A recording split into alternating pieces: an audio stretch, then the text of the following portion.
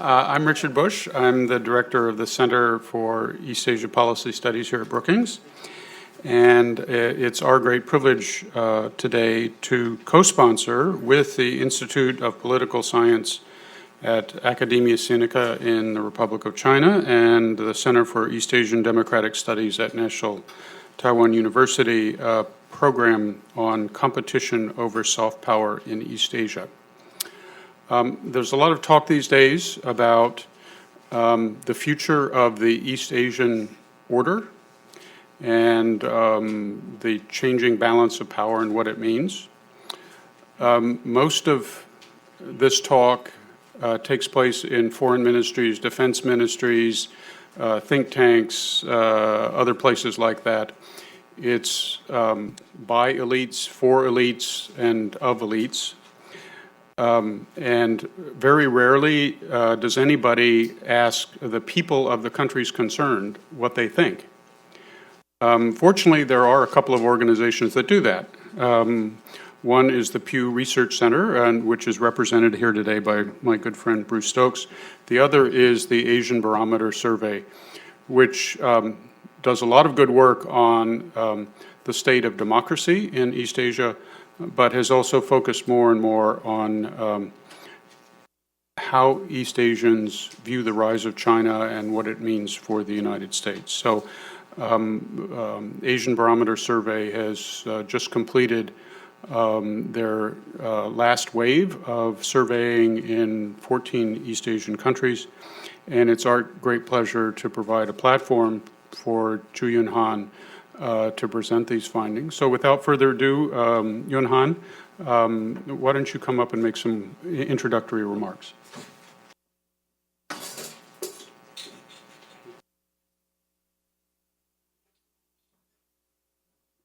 Good morning, everyone. Thank you for coming to this forum. I have collaborated in different capacity with Brookings, more specifically with Richard Bush, over many years. But this is my second time in my capacity as a coordinator of Asian Barometer Survey that we co-sponsor this event. I still remember that we did that the first time 3.5 years ago when we just concluded our Wave 3 survey across East Asia. I think before we get started with the first panel, let me say a few words on behalf of our team. The Asian Barometer Survey is actually a research network that involves, I would say, more than 50 scholars across Asia. And also, we also have many collaborators who are US-based, including Andrew Nathan of Columbia. He will also speak on the first panel, and people like Larry Diamond at Hoover Institution. And this network was established as early as 1999, at the turn of the century. And initially, the network covered only 8 countries and territory in East Asia. But since our second wave, the survey has been expanded to include virtually every important political system in the region except North Korea, Laos, Brunei, and East Timor. So pretty much, I think we cover really the bulk of the region. And also, we have a partner in South Asia, and they are able to extend the survey to 5 countries in that part of the world. And in addition to that, there is another organization. The next layer of collaboration is among the regional barometer survey. I'm talking about Latino barometer, Arab, Afro, and Eurasia. So the 5 regional barometer together, we also be able to collaborate at the global level on the auspice of Global Barometer Survey. And the ABS, the Asian Barometer Survey, was principally funded by Taiwan's Ministry of Education, and also the Ministry of Science and Technology, as well as the Academia Sinica. So it's actually a very much academic project. It has been, run by the scholar and senior member of the academic community. But also, I think the finding from our survey is of great relevance to many other stakeholders, including foreign policymakers, the mass media, the NGO leader, and also the donor organization. So for that reason, actually, oftentimes we were invited by EU, by World Bank, but also by UNDP and other and State Department from time to time to do the briefing, to share the data with them. And also the data is always released into public domain after 18 months embargo. So many scholars and experts has benefited from the fact that we have been able to deliver such rich data set, and also all the data they are collected through face-to-face interview and based on probability sampling that cover the entire country, which means that these surveys, they are very expensive. It's not, it's very cumbersome in terms of administration. Imagine, if you administer a countrywide survey in a country like Indonesia or China. If you do a countrywide survey in China, it's like cover the entire Europe, literally. Or even more complicated than that, you also have to handle the challenge from, the censorship and other factors. Without further ado, I simply, really looking forward to this morning deliberation. We will share with you the first time, after we conclude the survey, just early part of this year. And I hope that, the thing that we are going to report to you will be useful and enlightening. In particular, we do think that a bigger challenge for the next U.S. administration, whoever, get elected in November, one of the biggest challenges is how to pick up where Obama has left off, in terms of his pivot to Asia. We do think that the data that we're going to share with you will be a very useful empirical data for the next administration to formulate their priority in that part of the region of the globe.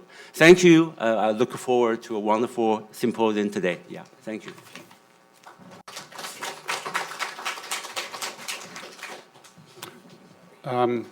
You get me for one more minute. My job at this point is to introduce the participants in the first panel. I will moderate, and then Julian Han and our old friend Huang Minhua will present, right? Julian Han is a Distinguished Research Fellow at Academia Sinica. He's a professor of political science at National Taiwan University. He's also the president of the Zhang Jingguo Foundation.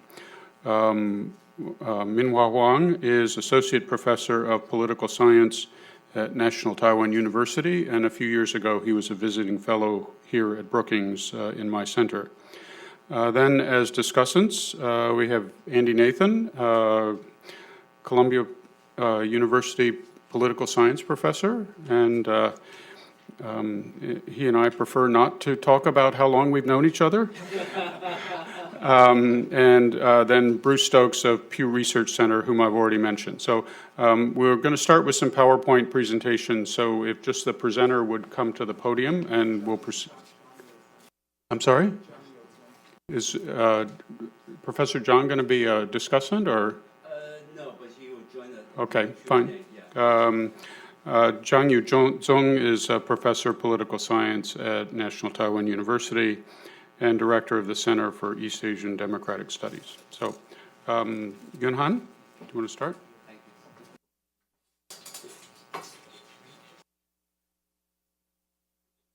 you. Oh, wonderful. It works. For this panel, the first panel presentation, I would divide up the task between me and Minhua.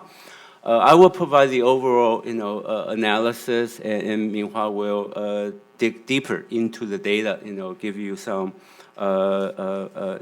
more penetrating understanding of what the data has shown us. Specifically, what the survey has done is to collect data from the ordinary citizen in the region. And we asked, not a whole lot of questions, because, it's a very demanding question, when it comes to international affairs, foreign policy. So all the questions have to be crafted, in a way that most people can understand, okay, and they can actually provide a meaningful answer to those questions. For specific, question, we would like to offer some empirical data on it. Number one, which superpower, the United States or China, is perceived to be more influential in the region? Okay. And number two, which superpower the United States or China is more welcome and better appreciated in terms of its leadership role, its impact on the region, for the, in the region. And number three, how East Asian perception has changed over the critical juncture of the last 4 to 5 years. And this juncture, pretty much is marked by two very important transitions. One is from Obama's first administration and to the second term,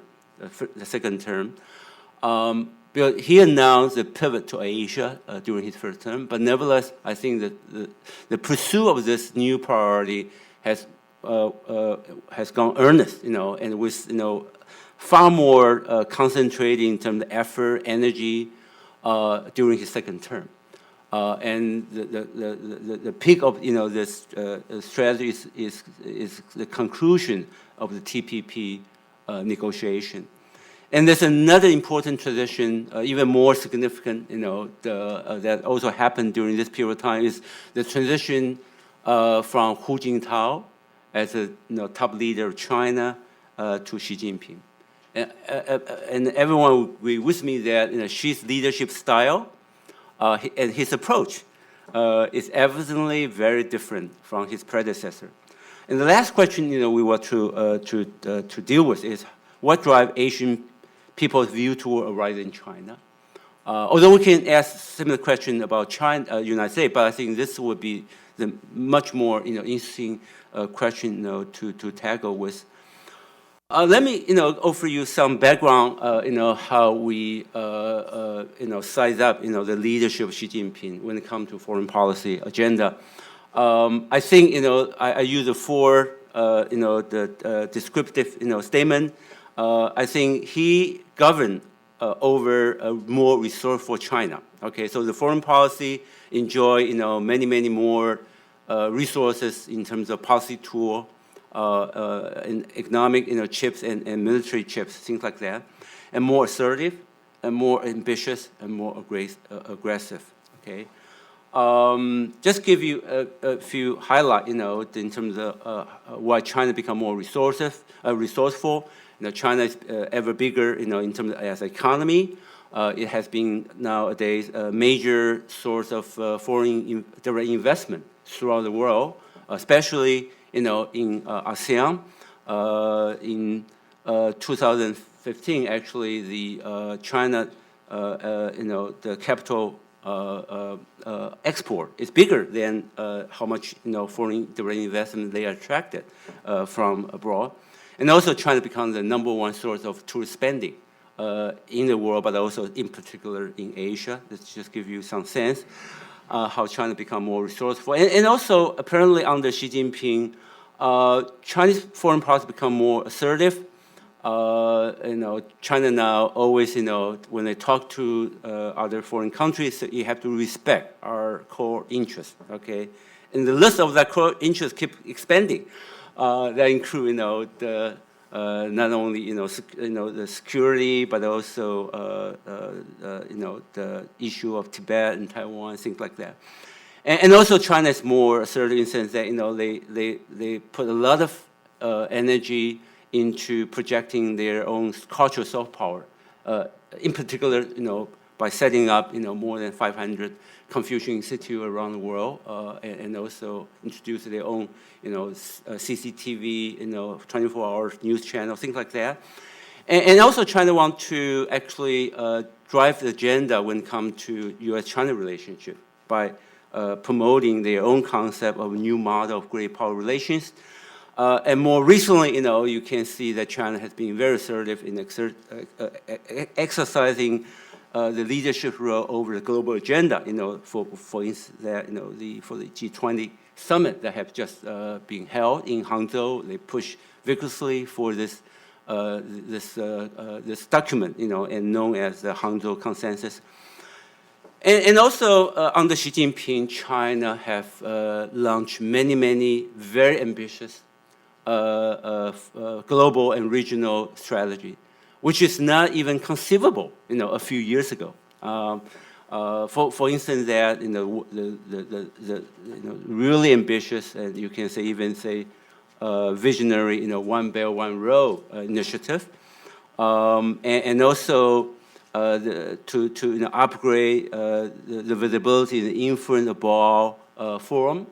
And also, to set up this Asian Infrastructure Investment Bank, and in the end, more than 57 countries, want to become the founding member of this multilateral lending agency. This is the first one since Bretton Woods that the United States was not involved. So this really, opened up a new page in terms of history, and also the enlargement of Shanghai Cooperation Organization, by inviting both Pakistan and India to become former member of this regional security organization. And lastly, what I characterize as more aggressive, China has actually exercised less and less self-restraint in flexing its muscle, right? It's keep upgrading its military arsenal. There's already one aircraft carrier, another is under construction, 3 more, on the blueprint, and not to mention, the rapid construction of those man-made reef in South China Sea as a way to project, its power over this very controversial territorial dispute, and many other, the development, also, convey very similar kind of message. Obviously, United States also, I think, have responded to a more assertive and more ambitious Chinese foreign policy. In various ways, and obviously I think one of the hallmark of Obama presidency is his pivot to Asia. Especially I think, this new approach have gone in earnest during his second term. United States also launched its own U.S.-ASEAN summit since 2013. And United States have improved its relationship with virtually every ASEAN country except Thailand. In particularly, the relationship with Vietnam and Myanmar has been much improved over the last few years during his second term. And also, the United States tried to regain its economic leadership, concluding the TTP negotiation. Although the fate of this, trade pact is still uncertain. And also, the United States obviously, once it put itself out of the Afghanistan, out of Iraq, and become more concentrated and focused on Asia Pacific, and it has upgraded, its security relationship with Tokyo, with Australia, and also the announcement of rebalance to China. To Asia, not to China, and with the deployment of Marine troops in Australia, that hasn't happened for a long time. And also, the United States is the only country probably in the world, maybe Japan, you might include Japan as well, is willing to stand up to China over South China Sea dispute. So anyway, this is the larger, context, when I talk about the critical juncture over the last 3 or 4 years. And now we want to, share with you some data how Asian people they perceive those changes, how they evaluate, the leadership role of the United States versus China in the region. And also, I have to tell you that there's not that many reliable empirical data, especially data, they are designed around standardized instrument that has been, standardized in every country, and also being able to administer in many Asian countries. Obviously, Pew survey is one of them, but to my best knowledge, Pew doesn't cover every country in East Asia. It's very expensive, especially if you want to do face-to-face interview. But nevertheless, our data, although the wording of the item is not identical, but I think they are functionally equivalent, and actually the finding from the Pew and our is quite consistent, as far as those countries covered by both surveys, okay? So in that sense, Asian Barometer Survey does fill up a very important void, that, we policymakers do need reliable data, okay, and systematic, data being collected in a scientifically reliable manner. And this is the survey that we have done in those countries during wave 3 and wave 4. Roughly 4-year interval, between the two surveys in every country. And most of the surveys, they are not entirely synchronized, but they are being able to conduct within roughly within a time frame of 18 months. So for the latest survey, some of them are conducting towards the second half of 2014, but most of them took place in 2015. And the latest, was just concluded in the early part of this year. But this is a large-scale, very large-scale operation. It took a lot of time for us to do data, consistent check, quality check, and all the cleaning. So only up until August this year, the data become really, I should say, available in terms of analyzing it. Let me give you the first chart, okay? And this is a question about which country has the most influence in Asia now, okay? And the data, you can show we have both wave 3 and wave 4. The bar in Y is from the wave 3. So this is a picture that in most Northeast Asian countries, or countries who are immediate neighbor to China, the growing influence in China has been more intensely felt by those people in those countries. Like Vietnam, Taiwan, Mongolia, Japan, and Singapore. Although it's a bit far away, but in a sense, it's cultural and linguistic distance between Singapore and China is very close, right? And then the Korea and so on and so forth. So in those countries, a great majority, during our both wave 3 and wave 4, they all think that China now has the most influence relative to the United States in the region. Okay, so this is their observation, but the story is somewhat different when it comes to Southeast Asia, except Singapore I just mentioned. That still a large number of respondents in South ASEAN countries, they still consider the United States, at least more people in those countries consider the United States still have is the most influential power in Asia. And also you see some not great deal of changes, but some interesting fluctuation over time. Among those Northeast Asian countries, the number of people who believe China is already most influential is already very big, overwhelmingly majority. So it didn't stay that high. Actually, it had came down a little bit,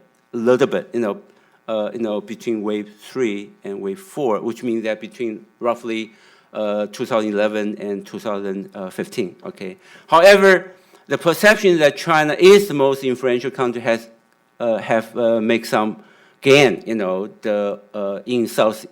ASEAN country. So there are slightly less people in countries like Cambodia still believe that United States is the most influential, and slightly less in the Philippines as well. But the only country that where the majority of people still believe that the United States is the most influential as recent as wave 4 is only the Philippines. The only country where United States, in terms of, this kind of objective assessment still enjoy upper hand, okay?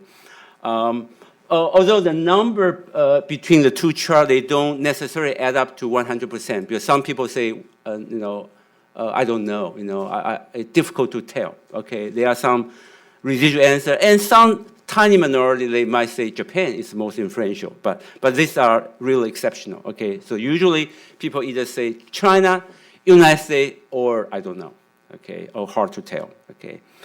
Then if we ask the question, which country will have the most influence in 10 years, okay, projection into the future, then I have to say that even greater number of people, overwhelming majority, especially in Northeast Asia, okay, that they tend to think that China will become the most influential country in the region versus the United States. And few people, still think that the United States will remain the most influential in the region, except in the Philippines.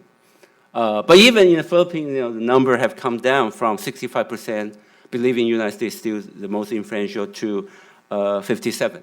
Okay, so this is by and large, what has happened, over the last 4 years. However, even though a lot of people who perceive China is more influential than the United States, but which country their leadership is more welcome, okay, then the picture is very, very different. Okay, so this is the good news for U.S. policymaker. The blue bar is people who think very positively or favorably about the U.S. impact on the region. Okay, so in the Philippines, 92%, overwhelmingly, even 90%, Myanmar 86, Cambodia 85, Korea 83, Mongolia 80, and so on and so forth. However, I do want to register, some qualification is not the case in the two Muslim countries, dominantly Muslim country in the region. Indonesia, see, only 45, and Malaysia only 50. Okay, I think it does have something to do with, the U.S. Middle East policy and the troubled relationship between the United States and the Muslim world, in general. That would be my, intuitive interpretation. But on the other hand, it's not always a zero-sum game. Say, maybe in Japan it is, okay, but in countries like Korea, obviously, Korean can think, China and United States, they are all welcome. For their influence. And same thing, can be said about Thailand, even in Taiwan, even though, obviously people who favor U.S. role much more, 73%, but they're still, 55% who think that, the role of, the impact China on the region is largely favorable, okay, or welcome, okay. And then we have parallel question about the impact of United States or China on their own country. The previous one is about on the region. Okay, pretty much a similar picture. Okay, similar picture. But nevertheless, I think but United States is still favored. Okay, in this bilateral relationship by a great majority of Asian citizens, even among Malaysian and Indonesia. Still, although. In only in 4 country and territory where China is slightly more favored in United States, Thailand, and also Hong Kong and Malaysia and Indonesia. Okay, otherwise United States still they are our favored by Asian.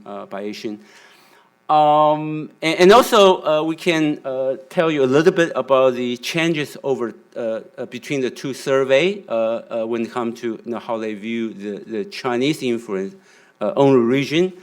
Obviously, people in China feel very good about themselves, right? They think their influence on the region is almost 100%. Say it's positive, it's constructive. But you can tell that the more assertive, or the more you might say, even more aggressive approach on the Xi does cause some erosion, a substantial erosion of its soft power in the region. Look at the Philippines. Okay, between 4 years, people who have a favorable view about the Chinese role in the region have dropped from 73% to only 41%.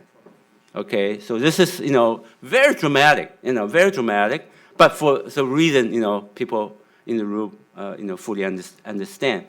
And same thing happened to Vietnam, right? It's not a very great relationship to begin with, okay, but now it's in a worse shape. Japan, is familiar. This China is the least liked, country among the Japanese, right? Around 2011, only 19 people think positively about China, but now only 11%. And Myanmar, this is the first time we are able to do a survey in Myanmar, just recently. Okay, actually, not that many people, have great admiration for Chinese leadership in the region. But it has probably something to do with, because this survey was conducted before the last general election, before the founding election, before Aung San Suu Kyi, came to power. So I think the resentment toward China has a lot to do with their resentment toward the military regime, because they believe that China is actually the principal backer of the unpopular, very unpopular regime, the military regime. But nevertheless, but on the other hand, there are a few cases that the Chinese, the favorite image have risen. In case of Thailand, so as I mentioned, Thailand is the only country that did not improve its relationship due to the military coup, and the data was collected after the coup. Okay. Because now Thailand had been much more, I should say, disfavored by many Western countries, because the coup and also the violation of human rights and other deplorable record. And Korea, but Korea, I have to caution you that although the image trend have improved a lot between the 2011 and 2015. But I don't know about SAR. After SAR, whether this huge, tension might be, whether this high, favorable image, can be sustained. I don't know, but we need another survey to find out. So anyone who wants to pay for it, we are more happy to do it. But nevertheless, I would say China does pay some price, over the territorial dispute in South China Sea. Okay, I know how good I am doing time-wise. Okay, good. Let me just share a few other charts with you, then I will hand over to Minhua. This chart just compare our finding, in 4 countries that we overlap: Japan, Korea, Indonesia, and China. I didn't include the latest, the 2016 Pew survey, but we'll do that later on. But nevertheless, I can say that the items, the wording item is not identical, but they are functional equivalent. At least the packing order is almost the same. Japan, is where China was least favored, and so on and so forth. So this corroborate, in terms of validity. Although Minhua will give you a more penetrating analysis in what drives people's perception about right in China. Okay, but let me just share you with this one chart, which is crystal clear. But although this is not a perfect linear relationship, but nevertheless, it does give you some sense that for people who this is between how they perceive whether they perceive positively the role of China versus the percentage of people who think the country is doing great economically. They are doing fine economically. Okay, so what this chart tells you is that in Japan, a great number of people, they don't like China, but also a great number of people, they don't think the economy is doing well. Okay, so this actually have a very interesting linear relationship. For countries that, they favor Chinese role in the region, also at the same time, they happen to be a country, a large number of people living in the country, they think the economic condition is quite good or has been improved, over the last few years. So you might actually, although, this have to be qualified, if we bring other consideration, geostrategic consideration, ideological consideration. But I would say, as far as this economic consideration concerned, the risk and benefit brought about expanding economic tie with China has distributed very unevenly, especially in Northeast Asia, where the income is much higher. Okay, they are actually in many ways they are pressured under the Chinese competition. So the popular view over the nature of China impact has become polarized, especially in Northeast Asian country, where labor, farmer, office worker feel the economic squeeze more strongly. Okay, but by and large, I would say, and also something I already mentioned, that China's growing influence in the region is more intensely felt by countries that are geographically or culturally proximate to China, especially in Northeast Asia.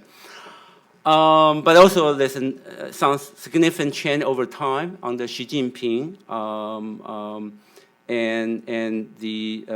but also you can very readily pick up that the perception of declining influence of the United States become more widespread in Thailand and Malaysia. But China have lost a lot of ground, winning the approval in the case of the Philippines and Vietnam. Let me say just a few words about the Muslim perception toward the United States. This is the breakdown between the three ethnic groups in Malaysia. Okay, the ethnic Chinese, the Malay, and Indian.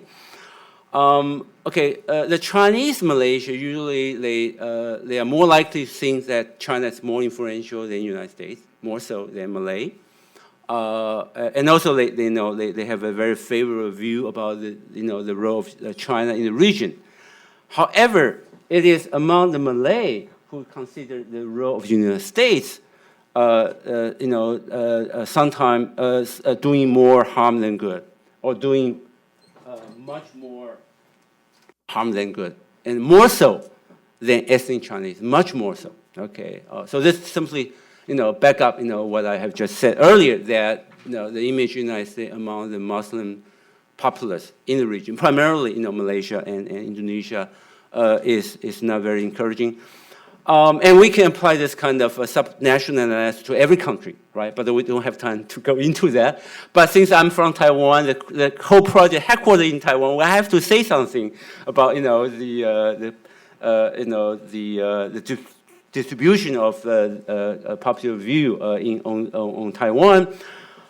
We have the three camp, right? The blue camp, the green camp, and the independent. Okay, obviously. The blue camp voters are more likely to consider China is the most influential, okay, more so than the green and the independent, okay. But still, even among the green, I have to say, the majority believe that U.S. is already more influential than China, than United States, even among the green camp, okay. And also their view about the role of China and the role of the United States. Obviously, the blue camp usually they tend to take more favorable assessment about China, the role of China, and obviously DPP and green camp follower. They definitely much more welcome and appreciate the role of the United States. Okay, So if I were my angel, under this kind of popular opinion constraint, I would try to maintain, good relationship with both, with China and United States, because they are both favored by his constituency. But it's not entirely a story for the Tsai Ing-wen, right? Because only one third of her camp, favored China, but 3/4 of her camp favored the United States. Okay, so So the different approach, undertaken by the two administration is fully understandable. Last thing is that that it's not, as I mentioned earlier, that it's not necessarily a zero-sum game. Okay, in a lot of countries, a lot of people can favor the United States and China at the same time. So it's not necessarily the China's rules become U.S. game. Maybe that's the case, like in Japan, definitely, okay, or even Mongolia, but not in many other countries. So actually, the two measures, favorable, unfavorable, positive, negative, they are actually correlated between how they view China and how they view the United States, which means that some people, they tend to take either a benign view about both great power, or they might take a skeptical view toward both. Give you one example. When it comes to economic openness, okay, people who oppose economic openness, they don't view United States very favorably. Okay, because United States will be blamed for those overarching framework, right? Opening up the market, globalization. But China will not be viewed favorably either, because China is the source of the competition. Okay, they squeeze them out. Okay, the export, things like that. So this is a complicated story, very complicated story. Nevertheless, I would say, let me conclude right here. Sorry, the challenge, opportunity for the next president of the United States.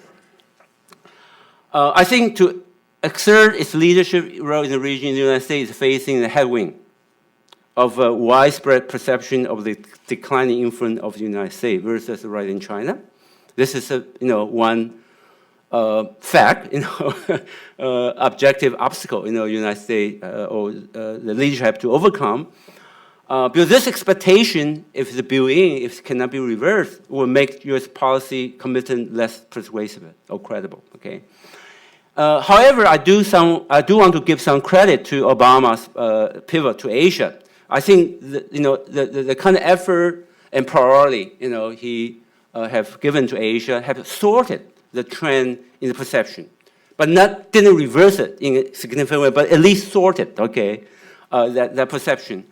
And opportunity for the United States is still great, because the United States' role is far more welcome and appreciated in great majority of Asian countries, with the exception of Thailand and Muslim countries.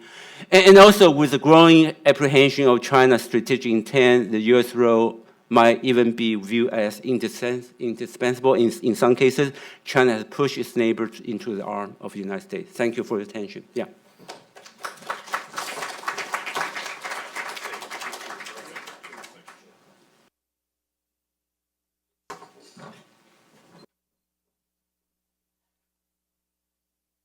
My name is Minghua Huang.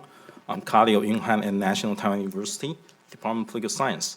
My job here is within 10 minutes give you some kind of causal analysis to explain why people think that U.S. or China has most influence in China.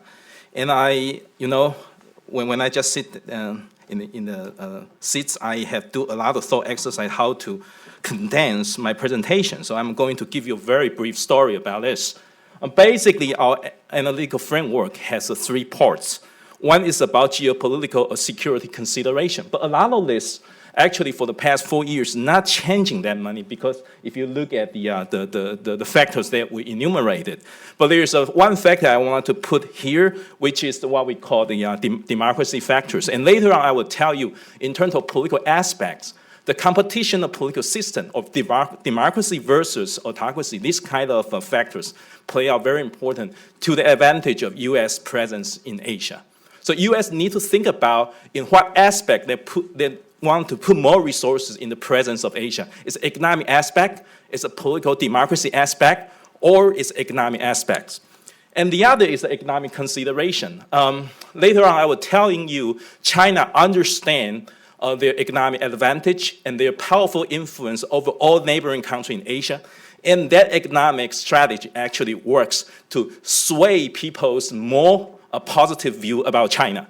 So in that regard, so far, I don't see U.S. put a lot of active roles trying to increase their the presence in Asia. And there are a lot of resistance now, I know, in the Congress, maybe in the next president. And in that regard, it's really troublesome for the United States.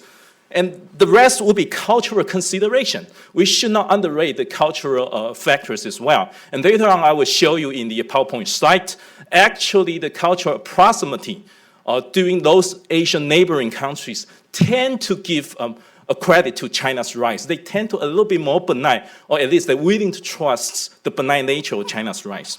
All right, so the three factors conclude how we should compare the China and US being perceived in Asia.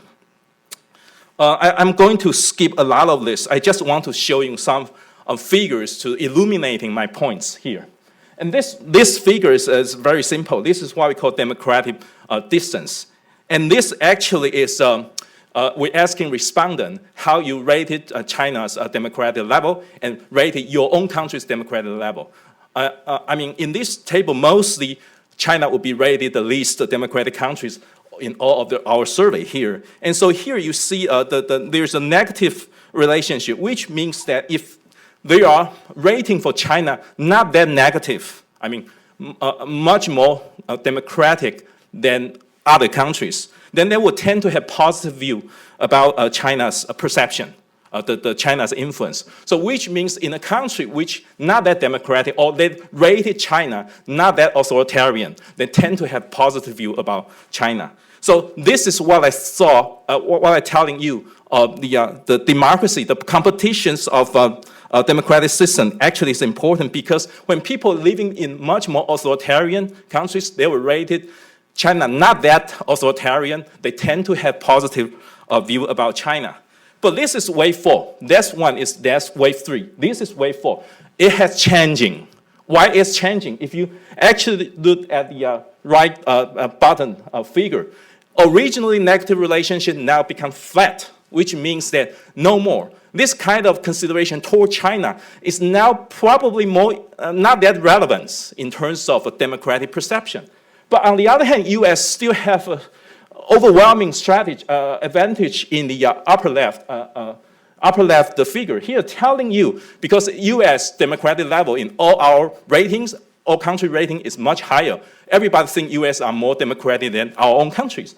So in a context where people rate the U.S. are much more democratic than their own countries, they will have a much more positive evaluation or perception about U.S. influence.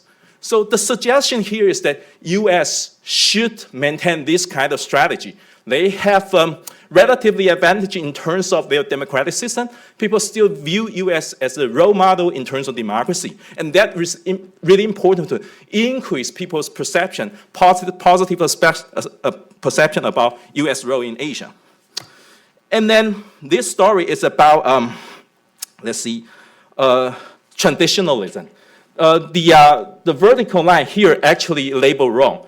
The higher, which means that they are not that, they are more modern. And if they are lower one, which means they are more traditional. Here you see China is very traditional in our measures here. So in terms of much traditional one, which they are cultural more proximate to China's. So you will see much positive image, the perception about China. So which means cultural proximity actually favor in China's side. But in terms of US, this very slight positive is not significant at all. So culturally speaking, China still had advantage to win the hearts and mind. People have the trust on China's benign nature in terms of their rights. All right? So then we turn to the economic factors. It's very simple. This is for economic openness. For whoever think that they support economic openness in terms of country level, you will see positive perception about US as well as China. It's all positive at nearly the same rates, right? So in economic speaking, no matter in which countries, if they agree that want more economic openness, they will tend to rate China as well as the US more positively. So it's economic gain as well. This one actually is also about economics. This one's economic conditions, sorry. It's about how well you are in terms of your perceived economic conditions. So it's all positive. This one is economic openness as well as positive. But in that figure, if you actually look closely, China's slope is much steeper than the US. So which means that China's in economics, this regard, has even more influential roles to swaying people's perception in the positive directions. So economy is the key, and China in this regard has an advantage. The last one here actually is about, let's see, democratic value. And this one actually is about respondents. They have a lot of view about value, right? And so if they are more liberal, they will be in a much higher in vertical places. If they have lower, they are not that democratic, liberal democratic views, they will be in the lower parts. It's not really that matter at all. So it doesn't matter whether in this country they are more democratic or not democratic in their value system. It doesn't matter. So the rest, I'm going to give you a picture, but not picture, it's a finding, but it's a little bit technical. If you actually look at the result of our finding, here, it's about US macro factors, trade with China or cultural distance, whether they will affect people's view on US impact. No, nothing. You don't see stars, no factors, no relationship at all. But if you actually look at China in wave 4, you will see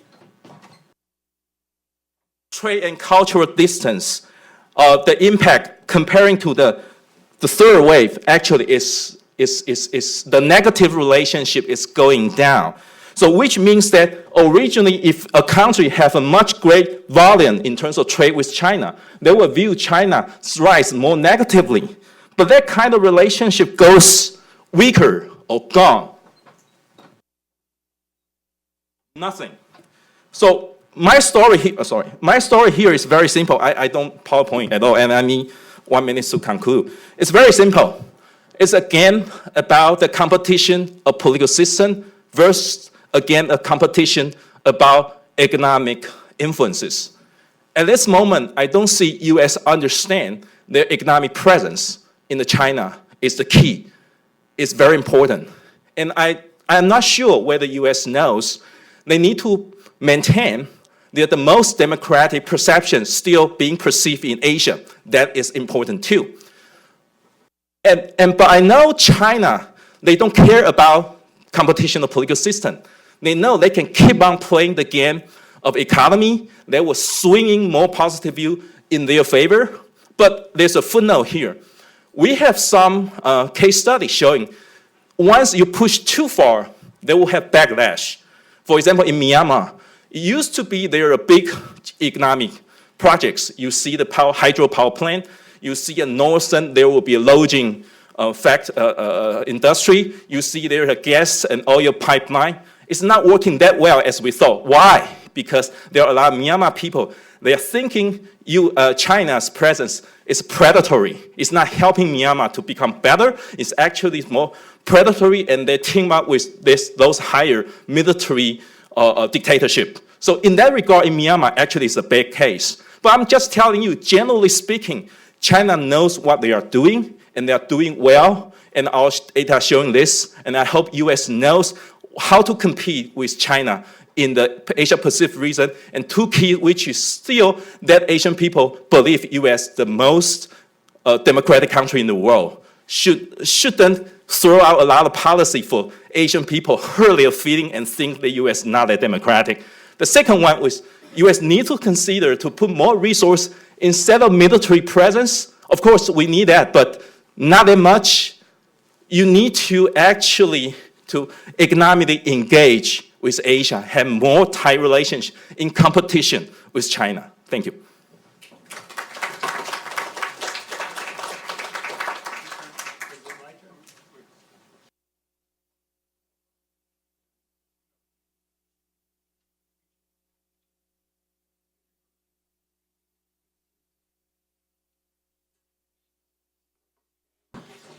Well, thank you very much. That was great. You guys, I'm part of the Asian Barometer, but I haven't participated in the design of these questions or the analysis, so this is all a surprise to me.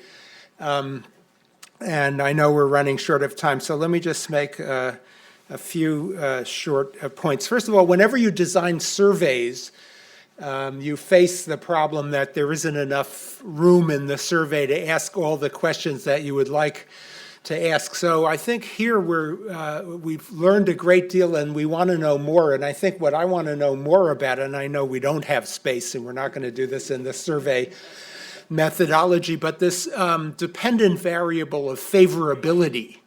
You're forcing the respondent to condense a whole probably very multidimensional and ambivalent set of attitudes into one answer. You have to do that in a survey. I understand that. But when we ask people, so we seem to have two dependent variables, at least that were reported here, who has more influence, which is also multidimensional, but more so the favorable. So a person may feel that it's favorable impact from many different angles, whether it's, as you have pointed out correctly, strategic, economic, cultural, political, and so forth and so forth. So when we have that DV, it's the respondent is condensing all of these things into it. The use by the analysts of all the independent variables that over the years since we've done the 4 waves, we've built up all of these independent variables. Some of them are obvious, gender, how favorable is your economic condition, country, family, and all that stuff that we've built up for other purposes. The traditional social value battery, the liberal democratic value battery, that you now, Minhua, is using them as independent variables. Great, very creative how you've done that. So I love that. And what are the big picture things that I came away with, not having even seen all of Minhua's, as we all did not see all of his slides because of time. I came away with several bottom lines provisionally, depending upon studying the stuff more closely. One is that Asians want both. I mean, and these are not surprising. I think they sort of support a conventional wisdom that the countries around China want a balance of power in Asia between China and the United States. They want both. They don't want either one to be dominating. So I think we kind of already knew that. A second thing I came away with is this confirms an impression that I think we've gotten from other sources, that Asian people see the handwriting on the wall, which is China's economy is growing. Even though it's slowed down, it continues to grow. In the United States, growth is much slower. And, whether you like it or you don't like it, China's going to be a big factor, and has been and will continue to be a big factor in the economies of Asian countries. And then one of the questions, I think Yunhan alluded to it, and I'm sure Minhua can analyze it more down, because what you have shown us is countries as units of analysis on these charts. But if we go into the country and we look at the individual, like you said in one of your slides, what is your job, what is your particular income and your particular economic optimism or not, you're going to be able to see the cleavages within each country, and you did it with the Malays, the Indians, and the Chinese or Muslims and others, within each country with respect to their, let's say, economic interest in the impact of this country or that country, or of simply openness. And as you said, both China and the US are associated with openness in all of these countries. So those who are against openness are going to be against both. But anyway, in general, Asians would like a balance of power in the region. They see the economic handwriting on the wall. One of the things that isn't as clear to me now, and I think we can get to it, is the strategic position. The long-term strategic position is that at least since 1975, people in Asia have doubted the U.S. strategic commitment to the region because the U.S. is far away, China's nearby. The U.S.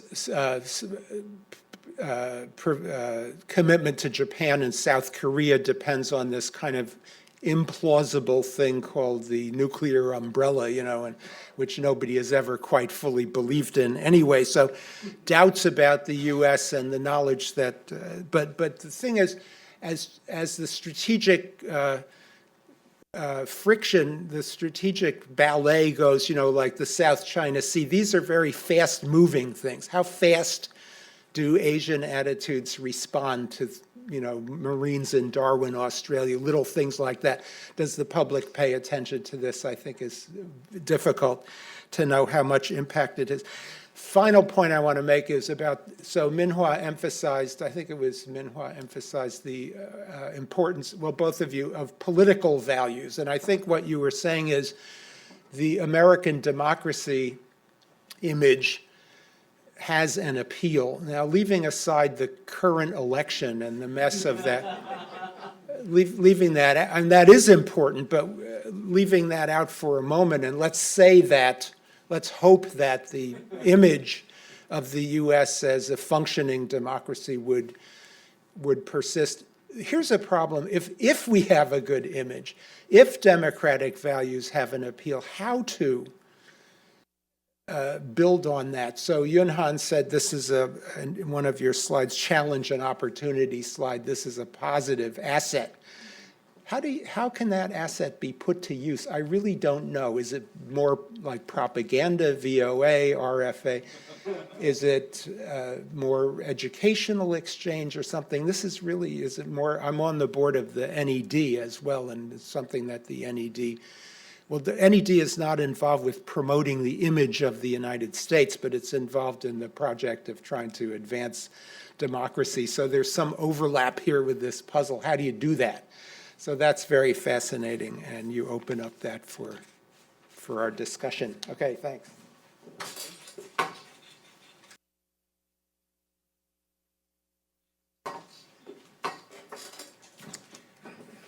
I too really appreciated both of these presentations, and I think, as was mentioned, I mean, one of the strengths of public opinion research is not to have a single survey, but to have multiple surveys and then make comparisons and see where they compare, where they don't, try to methodologically figure out why they may differ, maybe timing and maybe other things. But certainly, I think that the complementarity of the Asian Barometer and the Pew Research Global Attitudes Project, I think, reinforce each other, and not the least of which because we ask slightly different questions sometimes. So that allows us, I think, to tease out some of these differences between countries. But I certainly applaud the Asian Barometer because you do cover more countries than we do.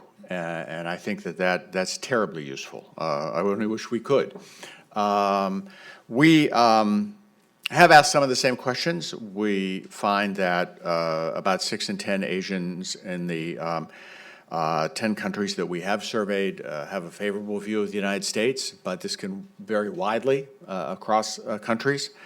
What is interesting is that the Chinese perception of the United States is higher than the U.S. perception of China, which I find quite interesting. We didn't get into some of the generational differences, but we do find, and I find this very interesting, that both in the perceptions of the U.S. and of the perceptions of China, young people in most countries have a more positive view of the other. In other words, young Americans have a more positive view of China than older Americans do, and young Chinese have a more positive view of the United States than older people in China. And you see that in a number of other countries. And it does raise interesting questions, it seems to me, to pursue about, are these generational differences merely the reflection that young people are naive and idealistic, or is it that they are just more accepting of the world than people of my generation? They have no memories of the Cold War or the Bamboo Curtain or whatever you want to, Red China, whatever. And as a result, there is a potential here for greater complementarity working forward. China is not as well favored around Asia, at least in our surveys, but still about a median of 54% to have a favorable view of China. Again, it varies widely. The Japanese are off the charts in terms of their unfavorability towards China.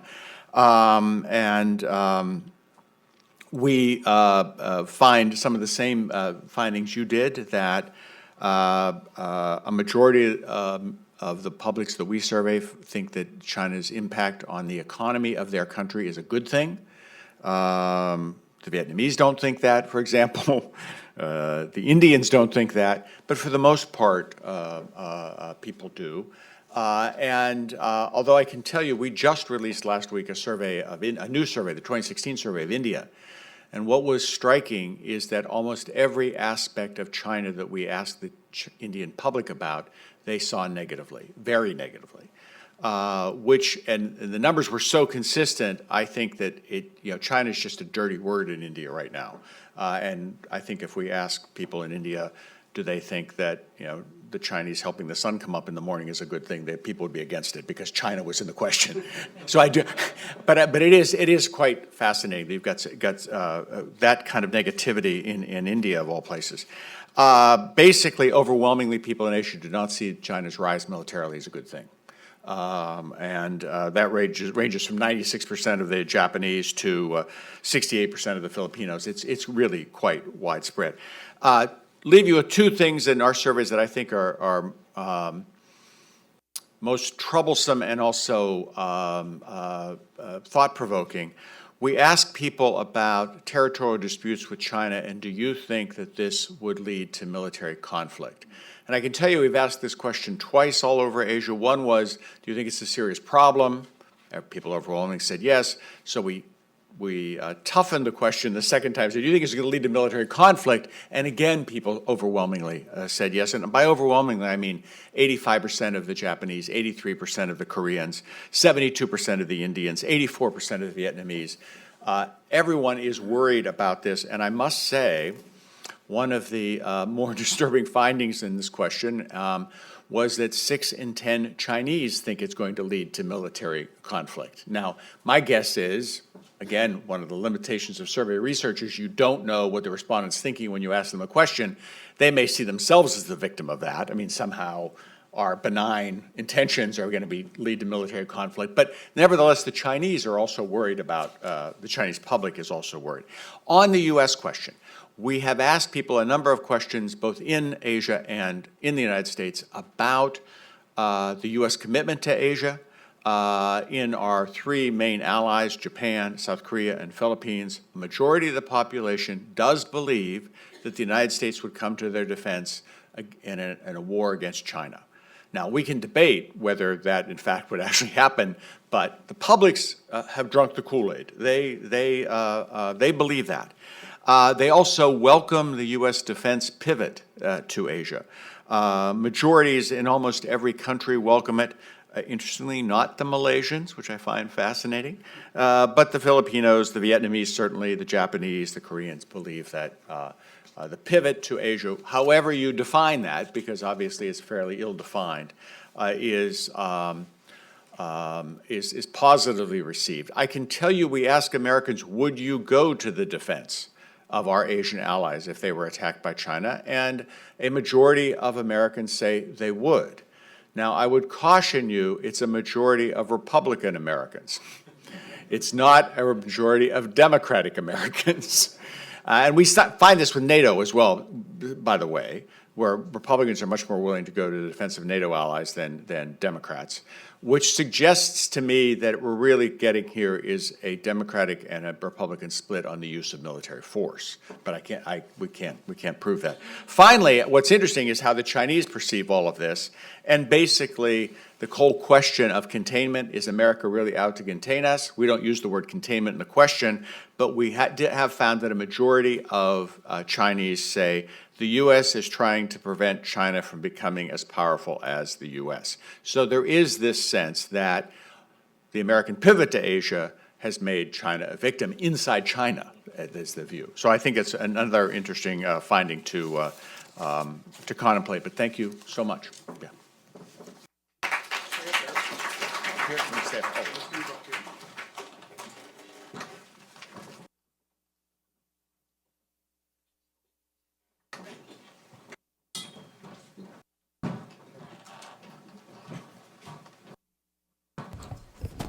Thanks to all of you for great presentations. We have about half an hour for questions. I see you back there.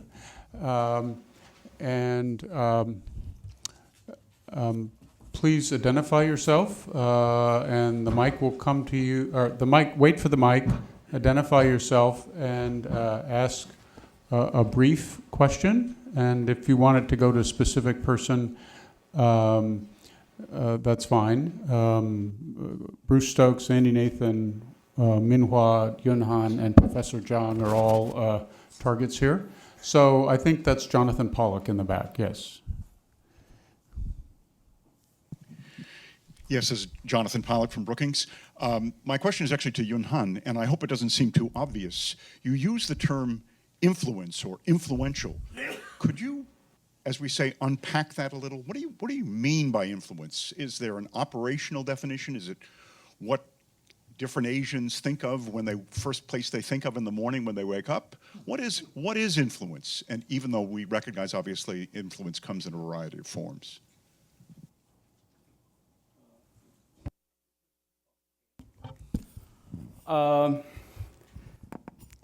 We don't have operational definition because this is an issue of perception. So you cannot program your respondent. So you have to understand the term this way rather than the other way. It's not doable in survey. But we think that there are a number of other choices like more powerful, or exercise more leadership, things like that. But eventually we settle down on which country has the most influence in the region. Because we think this expression in all language is most neutral. It doesn't suggest, you play a very benevolent view or malevolent, and easy to be understood by the general public. Although, as I think Andy has said, there's so much that survey can do. So it's not a good question if you design a questionnaire for the elite. For opinionated people, you can obviously design a much wider, the set of question and dig their, different component, different aspect of their overall impression China more deeply. But I think for survey research, usually actually more generic question and using the common sense language, the better. But I think the fact that, the relationship that we have identified, it makes so much sense. Suggests that, people don't, actually misunderstood our question, substantially, in a significant way. Actually, I think they do, by and large, capture, what we try to measure. Yeah.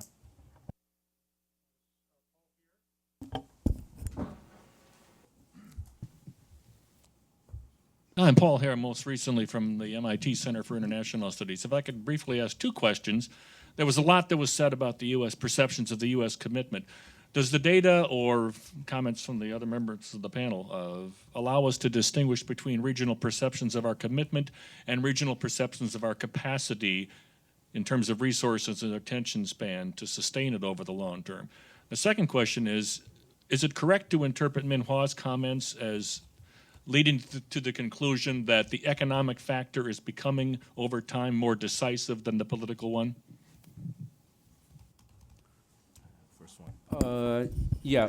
Well, as a matter of fact, we didn't ask question about credibility. We wish we had, especially if we can do a more focused survey on this issue alone. But unfortunately, given our resource constraint, we have to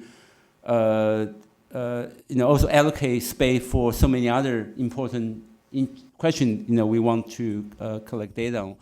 So, but we do ask them about capacity. I think the influence question is about capability. Okay, overall speaking. Okay. And then the question about how they evaluate the impact of the United States on the region, they do much more harm, good than harm, more harm, more good than harm, and somewhat more harm than good, and much harm than good. I'll give you a thermometer measure, favorable, whether they welcome or appreciate U.S. leadership. But again, I said, that's what the two angle we can offer you, but not really. It's not about credibility. Yeah. But nevertheless, I think if people tend to, if a great majority of people in Asia they perceive that U.S. relatively speaking have a declining influence, it inevitably will lead to the next question, how credible U.S. commitment, to the region. Yeah. Question in the back. Oh, I'm sorry. Yeah. Okay, short answer, yes. And the reason is that I think the past 6 years, our finding actually showing the economic factors driving more changes in terms of how the perception is changing, relatively comparing to other factors. So I think it's important. But I also add a footnote: too much economics influences probably will bring negative backlash as well. So, but I don't think in most countries now at that tipping points. So still, China's influence is growing in terms of economic aspects. Yeah. Well, it's my impression that the the influence of Chinese investment in a country is usually positive. The influence of Chinese exports to that country is often negative. Yeah, please. Both of these questions have to do with the dependent variable, and I'd like to ask Bruce. So as you ask more and more specific questions, like as Jonathan said, if we were to ask people, and I didn't design these questions, something like, how big is the U.S. economic influence, strategic influence, this influence and that influence and capacity influence in the past, future, and so forth. Respondents' answers become less meaningful because they don't know, most people. They don't think like people think in Brookings. So I wonder whether what your experience has been about how far you can drive the DV and still get a meaningful because people, when they answer surveys, they make up answers. The next day they give the opposite answer because they don't remember. So what level is... I think it's the dirty little secret of public opinion research that we all as consumers of public opinion research, and let's face it, you wouldn't be here if you weren't a consumer of public opinion research, and frankly, you're too rational. You're not an average person. We're talking about knocking on the door of some farmer in rural Philippines and saying, "Gee, what do you think about the United States?" And it's not like he's laid awake night thinking, well, somebody comes to my door, what am I going to say, about the credibility of the U.S. Navy. I mean, it's just, it's too, and the reality, and as Andy says, studies have shown people often will give you an answer because they don't want to appear stupid and they want to be, they want to be congenial to this stranger who came to their door, but they've never thought about it before. So it's a tension. On one hand, you ask two general questions, you get mush, and you can get answers that when you get it back, you say, "My God, what does this mean? I have no idea what this means." One of the problems with and I'm sure you guys would agree. One of the problems with influence is, do you think that's a good thing or a bad thing that China has rising influence? and that's why you have to dig down a little deeper. But you're right. If you try to dig down too deep, you either get really high don't knows, or you will get answers that, frankly, you are suspicious of because people cannot have firm views about these things. That they're just, and especially on these international issues. The reality is when you ask people about problems in their country, everybody has an opinion about the problems in their country. Everybody will have an opinion about the leadership of their country, the direction of the country. Those are big issues that everybody has a accurate or inaccurate view on. But we've been doing a series of surveys in Asian countries about how people in those countries see their place in the world, because we want to compare that to how the Europeans see their place in the world, how the Americans see their place in the world. And we think it's terribly important to begin to do this, but I'll tell you, on some of these questions, you get really high don't knows because the average person isn't quite, maybe you're not even so sure they're in the world, right? Mm-hmm. So, there is that real challenge, and that's the limitation of public opinion research. Okay, I had a question in the back, and then I'll move up to the front.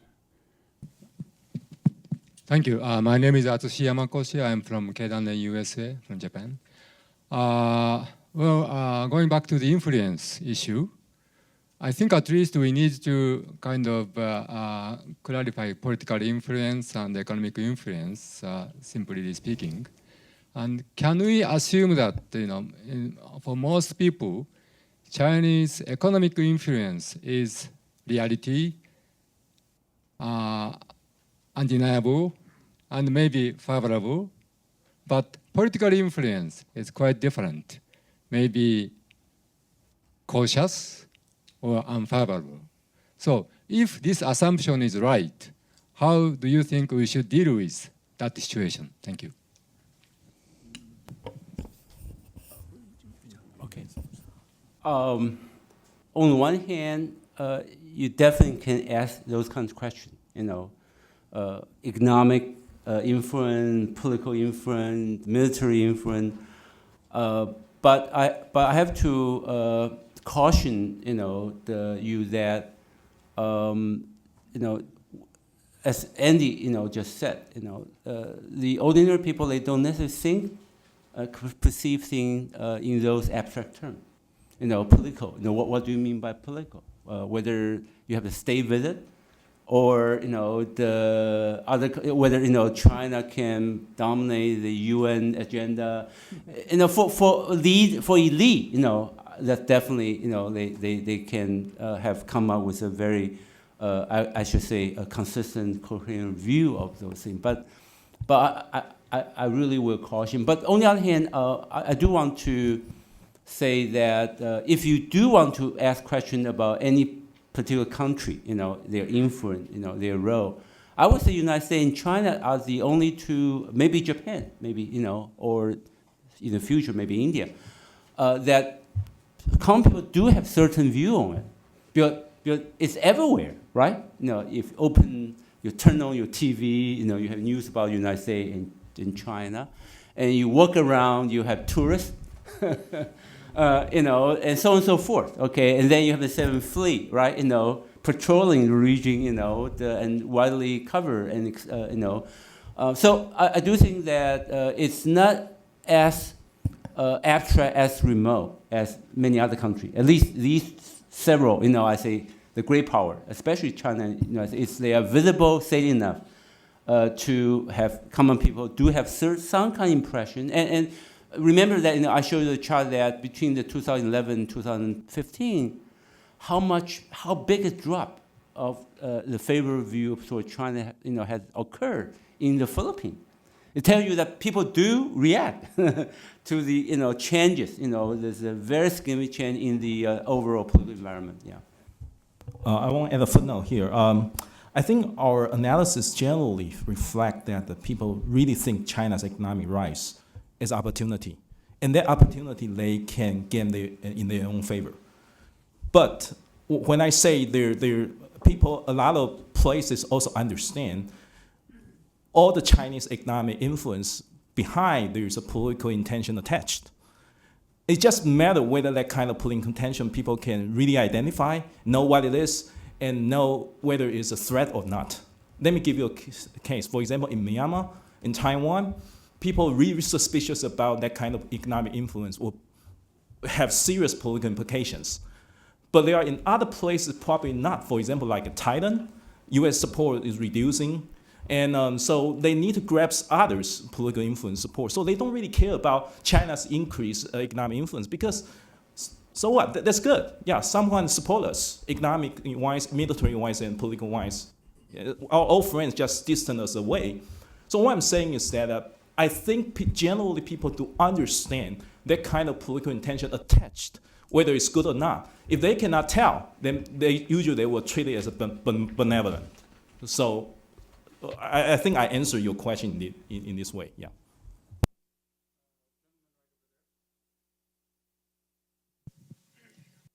Yeah, thank you. I'm Mark Tokola from the Korea Economic Institute. This was not covered in your data, but I'm curious to what extent public opinion is influenced by what the governments tell them it ought to be. To be cynical, is it better for the U.S. to try to influence the public, or better try the U.S. try to get the government to say nice things about the U.S.?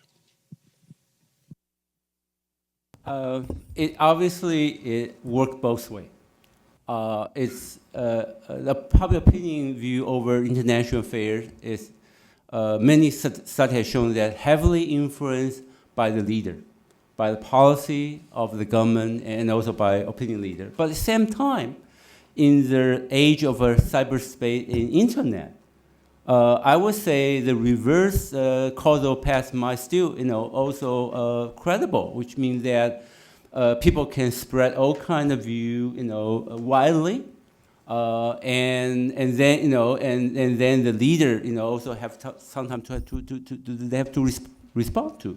For instance, the 钓鱼台 that dispute. Actually, some NGO group, the grassroots movement in Taiwan, Hong Kong, and in Japan as well, actual, the right wing, they oftentimes they, rally the mass and drove the agenda, and the government have to, to respond to avoid being looked down upon, by the general public. Yeah. So it worked both ways. Yeah. I mean, my sense is that, more broadly, you can rent goodwill, but you can't buy it. that individual events that often involve the government or the leader can change favorability one way or the other, but they tend to return to some kind of norm that there's reason to believe are driven by underlying things. So, for example, the favorability of the United States in India jumped dramatically when Modi came to the United States and was received lavishly, and Obama went to India in return. And then it returned to where it had been for the 2 previous years. So it does seem to me that it's voluble, but one shouldn't overinterpret that volubility because there's probably some underlying thing going on there. Okay.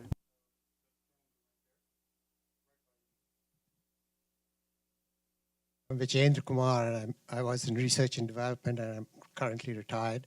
I'm somewhat confused about whether we are talking about hard power or soft power.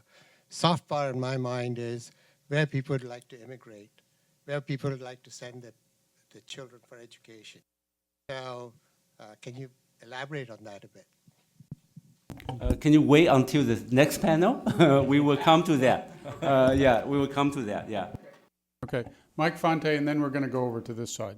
Right. Thanks. Mike Fonte. I'm the director of the DPP's mission here in Washington. Thanks for a great panel.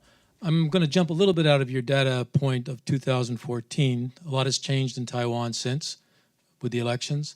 And I think when you talked about President Ma having kind of equal balance between blue and green and he should lean both ways equally, I think some people in Taiwan didn't think he did that, but that's a different question. What I question is, do you think that Tsai Ing-wen's attempt to bridge the blue and green, which is what her stated objective is going to work given your data? I mean, I think she's trying that. I think she's trying that in way her appointments, her work with the cross-straits relations, and her work with the United States. But I wonder what your opinion is of that.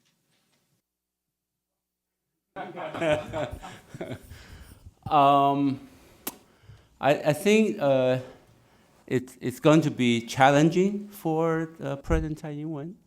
But on the one hand, our political landscape is very much polarized. But I want to say that up to this point, she has been very, I should say, very cautious, very prudent, and avoid any kind of unnecessary provocation. But nevertheless. Beijing can also drive the wedge, right? Creating tension within Taiwan by offering, different carrot and stick, to different constituency. So it's not entirely something, that Tsai and her administration can really control, over. And at the same time, I know this is beyond our topic. I think.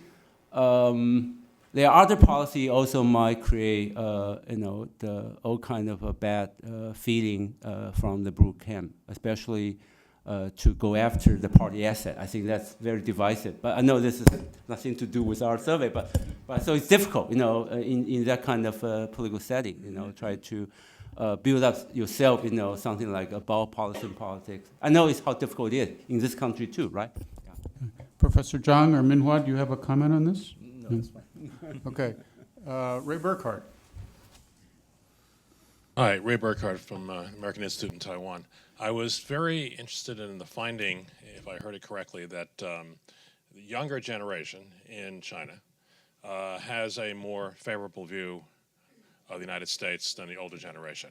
Yeah, I mean, that's... But also we have similar finding. We can show okay, you. and because it seems, contrary to a popular impression at least, that all the young netizens are extremely nationalistic and would be the first people to suggest sending ships across the strait or going after the U.S. in the South China Sea and so forth. So maybe it shows that all of that is simply a popular impression that has no basis in fact. Any further surveys or observations to comment on that?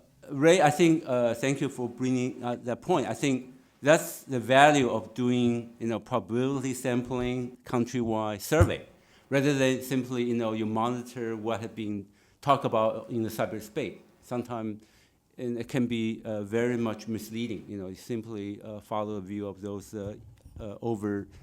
zealous, the nationalists in China or any other place. Yeah. And also, I think it's the value of repeating the survey year after year after year, because those are the findings we found year after year after year. So it's not just, in 1 year, for some reason we can't describe, this is the case. It is the case every time. But I would warn you, I mean, we don't know why that is, really. I think it has to do with the fact that young people all over the world came of age when globalization and internationalization is just a fact of life. And they're young and romantic and naive. And, maybe when they're middle-aged or older and they've had to live through, I don't know, trade wars or confrontations over military issues, they'll have a different view. But we just won't know. I think we can be safe to say that people my age, we can kind of explain why their negativity might be there based on their life, what we know about their life experiences. I've gone even further by stating what is essentially a hypothesis that millennials in various countries, whether it's Taiwan or China or the United States or European countries, have more in common with each other than they do with their parents' generation in each country. So American millennials have more in common with Taiwan millennials than each of them has with their parents. It's just a factor of our modern world. Back there?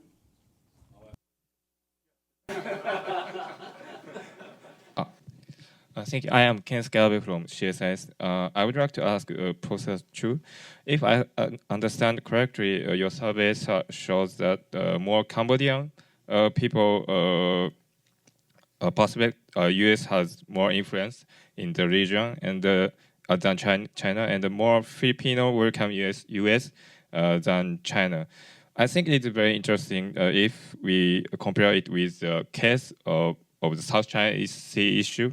The Cambodia is one of the countries which support China's stance, and the Philippines new President Duterte is obviously seeking to better relationship with China. So how we should understand this difference between the prospect of general and the government direction, and especially I'm concerned Philippines.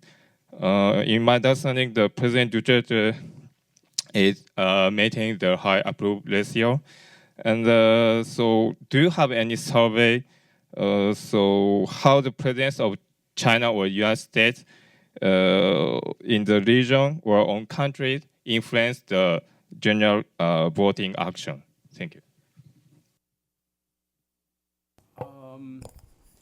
We know that the newly elected president in the Philippines is going to visit China.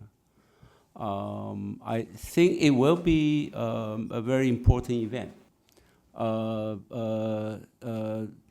Aquino, obviously, during his administration, the tension between the two have escalated, and China obviously also should take the blame, for their very, military speaking, very assertive or even aggressive action in that region. But on the other hand, I think that maybe the new president might take a different approach, and whether this tension will continue to escalate or actually already reach the peak, and then the two might look at other areas where they have potential opportunity for cooperation and engagement. It's something worth waiting to see, and also how the next president that will sit in the White House, to pick up where Obama has left off. I think these are the most important factor shaping, not only the relationship between the Philippines and the United States, or for that matter, Cambodia as well. I think that for countries which are not, as I mentioned, they're immediately adjacent to China, usually the intensity of the growing influence in China usually would be less, proportionally. So that's probably the reason why countries like Cambodia and a few other ASEAN countries, they still view the United States as more influential. Their reference, frame of reference is the United States that have really, being the dominant power, the security order architect for more than half a century, right? So this lingering impression, still have a long staying power. It won't be attenuated, dramatically. It might well in the long run, but not immediately. Yeah. One last question, right here.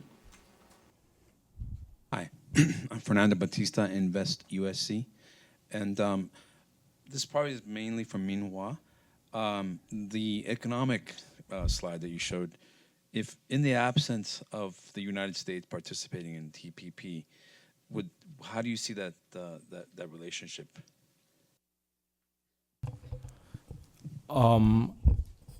I think different countries have their own economic situation. Some are influenced by they're eager to have this kind of trade pact.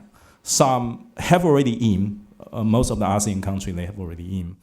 So what I'm saying is that, but whether in each condition, they all know that China is indispensable for their trajectory to continuing growth. So they need to piggyback on their chances to have a relationship with China. But on the U.S. side, it's just like, for example, like Taiwan. It's too difficult, too hard to earn that kind of commitment. So there are a lot of growing frustration in my understanding inside of Taiwan.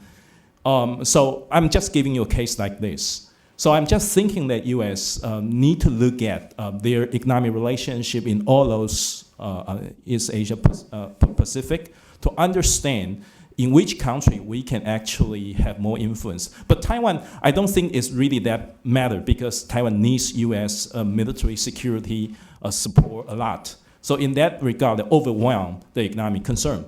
But in some other places, I think economy is a really importance. So for example, like to Myanmar, U.S. do have a political support of Myanmar recently, but in economic sense, it's China overwhelming present in the Myanmar. And although China's influence now, in my understanding, mostly perceived as negative, but up to the point, I'm not sure how Myanmar general people will view that once that China become really indispensable and they really depends on China. So what I'm saying is that I think U.S. really should look at each of those countries to evaluate what influence they can put in economic aspect and what kind of benefits or costs or bad influences would entail by this kind of economics impact. Thank you. Yeah. I'd like to thank all of our panelists for great contributions. I'd like to thank you for your excellent questions. I think we have some really rich data here that has rather profound policy implications, and I think we'll be discussing these issues and how Asians view these issues for some time to come. So we will take a break for 14 minutes and then reassemble here at 11 o'clock. No pressure. but there's coffee and other things out in the corridor down here. So thank you very much.